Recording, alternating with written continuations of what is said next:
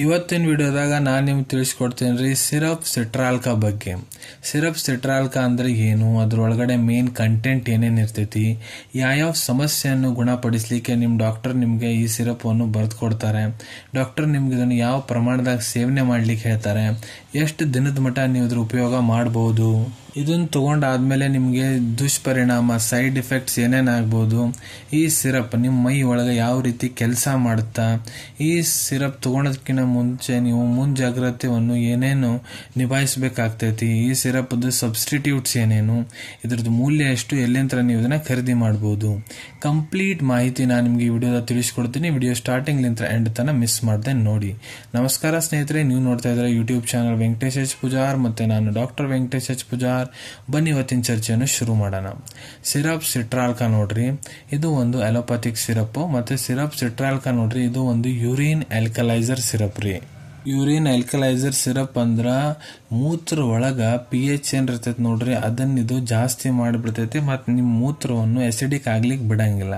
So ಈ syrup ಏನ್ ಮಾಡ್ತೈತಪ್ಪ ಅಂದ್ರೆ ನಿಮ್ಮ ಮೈ ಒಳಗ ಯೂರಿಕ್ ಆಸಿಡ್ ಏನ್ ಇರ್ತೈತಿ ನೋಡ್ರಿ, ಅದ್ರ ಪ್ರೊಡಕ್ಷನ್ ಅನ್ನ ಜಾಸ್ತಿ ಆಗ್ಲಿಕ್ಕೆ ಕೊಡಂಗಿಲ್ಲ ಮತ್ತು ಅದನ್ನ ನಿಮ್ಮ ಮೈ ಒಳಗ ಬಿಲ್ಡಪ್ ಆಗ್ಲಿಕ್ಕೆ ಬಿಡಂಗಿಲ್ರಿ. ಅದ್ರ ಸಂಬಂಧ ನಿಮ್ಗ ಗಾಠಿಯಾ ಸಮಸ್ಯೆ ಐತಂದ್ರೆ, ಇಲ್ಲ ಗೌಟ್ ಅಟ್ಯಾಕ್ ಆಗುತ್ತಂದ್ರೆ ಅದನ್ನ ಕಡಿಮೆ ಮಾಡ್ತೈತಿ, ಇಲ್ಲ ನಿಮ್ ಕಿಡ್ನಿ ಸ್ಟೋನ್ ಸಮಸ್ಯೆ ಐತಂದ್ರೆ ಅದನ್ನ ಕೂಡ ತಡಿಲಿಕ್ಕೆ ಇದು ಕೆಲಸ ಮಾಡ್ತೈತ್ರಿ.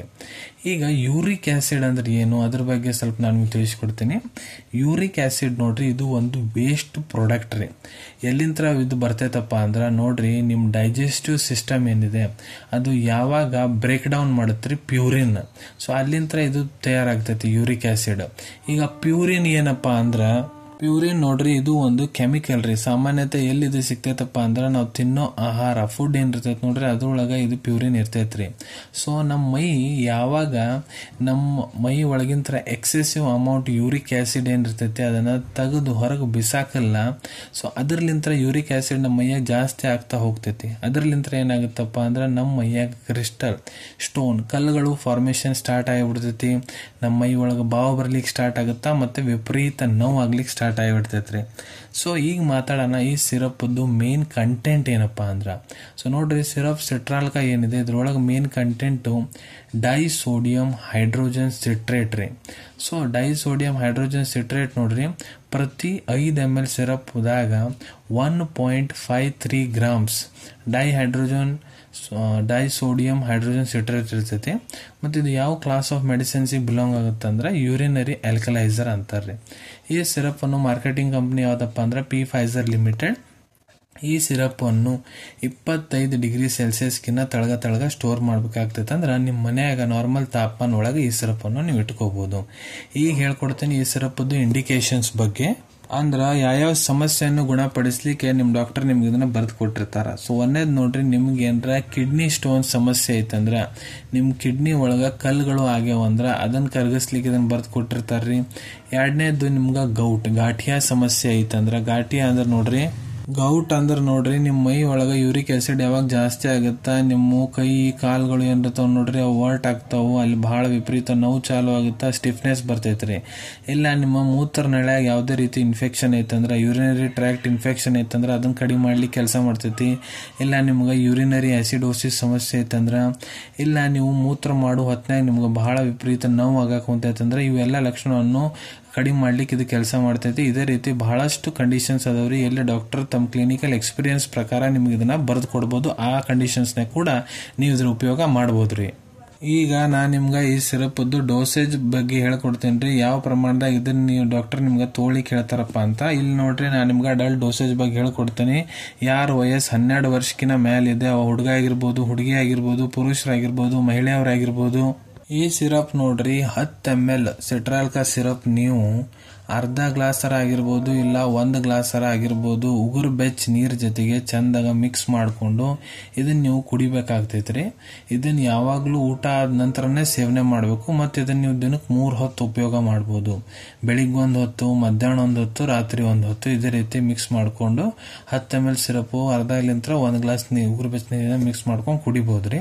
ಇಲ್ಲ ನಿಮ್ ಟ್ರೀಟಿಂಗ್ ಡಾಕ್ಟರ್ ಯಾವ ರೀತಿ ನಿಮ್ಗೆ ಸೇವನೆ ಮಾಡ್ಲಿಕ್ಕೆ ಹೇಳಂತಾರ ಆ ರೀತಿ ಕೂಡ ನೀವು ಇದ್ರ ಉಪಯೋಗ ಮಾಡಬಹುದು. ಈಗ ಎಷ್ಟು ದಿನದ ಮಟ್ಟ ನೀವು ಇದ್ರ ಉಪಯೋಗ ಮಾಡಬಹುದಪ್ಪ ಅಂದ್ರ, ನೋಡ್ರಿ ಅದು ಡಿಪೆಂಡ್ ಆಗುತ್ತಾ ನಿಮ್ಮ ಟ್ರೀಟಿಂಗ್ ಡಾಕ್ಟರ್ ಮೇಲೆ. ನಿಮ್ಮ ಟ್ರೀಟಿಂಗ್ ಡಾಕ್ಟರ್ ಯಾವಾಗ ನಿಮ್ದು ಹಿಸ್ಟ್ರಿ ತೊಗೊಂತಾರ, ನಿಮ್ಮ ಕ್ಲಿನಿಕಲಿ ಎಕ್ಸಾಮಿನ್ ಮಾಡ್ತಾರೆ, ನಿಮ್ಮ ಇನ್ವೆಸ್ಟಿಗೇಷನ್ ರಿಪೋರ್ಟ್ ನೋಡ್ತಾರ, ಸ್ಕ್ಯಾನಿಂಗ್ ರಿಪೋರ್ಟ್ಸ್ ಆಗಿರ್ಬೋದು, ಮೂತ್ರದ ರಿಪೋರ್ಟ್ಸ್ ಆಗಿರ್ಬೋದು, ರಕ್ತ ತಪಾಸಣೆ ರಿಪೋರ್ಟ್ಸ್ ಆಗಿರ್ಬೋದು, ಎಲ್ಲ ನೋಡಾದ್ಮೇಲೆ ಯಾವ ಕಂಡೀಷನ್ವನ್ನು ಕಡಿಮೆ ಮಾಡ್ಲಿಕ್ಕೆ ಡಾಕ್ಟರ್ ನಿಮ್ಗೆ ಇದನ್ನ ಬರೆದು ಕೊಡೋ ಅಂತಾರ, ಅದ್ರ ಮೇಲೆ ಡಿಪೆಂಡ್ ಆಗುತ್ತೆ. ಅದಕ್ಕೆ ನಿಮ್ಮ ಟ್ರೀಟಿಂಗ್ ಡಾಕ್ಟರ್ ನಿಮ್ಗೆ ಎಷ್ಟು ದಿನ ತೊಗೊಳಕ್ ಹೇಳೋ ಅಂತಾರ ಅಷ್ಟು ದಿನ ನೀವು ಇದ್ರ ಉಪಯೋಗ ಮಾಡ್ಬೋದು.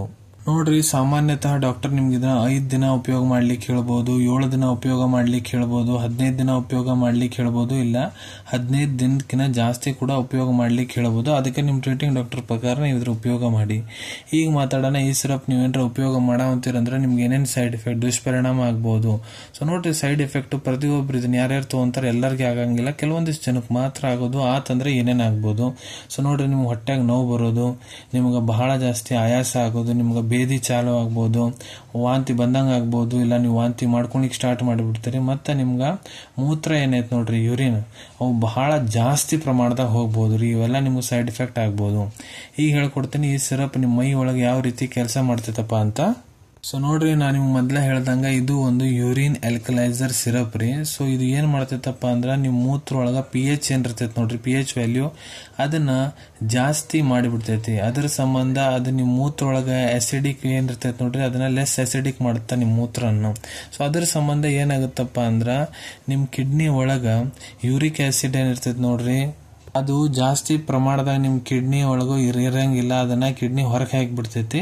ಸೊ ಅದ್ರ ಸಂಬಂಧನ ನಿಮ್ಗೆ ಗೌಟ್ ಸಮಸ್ಯೆ ಏನಿರ್ತೈತಿ ನೋಡ್ರಿ, ಅದು ಕೂಡ ಕಡಿಮೆ ಆಗಿಬಿಡ್ತೈತಿ. ಮತ್ತೆ ಕಿಡ್ನಿ ಸ್ಟೋನ್ಸ್ ಕೂಡ ನಿಮ್ಮ ಶರೀರದಾಗ ಮತ್ತೆ ಆಗೋ ಸಾಧ್ಯತೆ ಆಗಂಗಿಲ್ಲ. ಯಾಕಂದ್ರೆ ಇದು ಎಕ್ಸೆಸಿವ್ ಯೂರಿಕ್ ಆಸಿಡ್ ಏನಿರ್ತೈತಿ ನೋಡ್ರಿ, ಅದು ನಿಮ್ಮ ಮೈಯಾಗಿಂತ ತೆಗೆದು ಹಾಕುತ್ತ.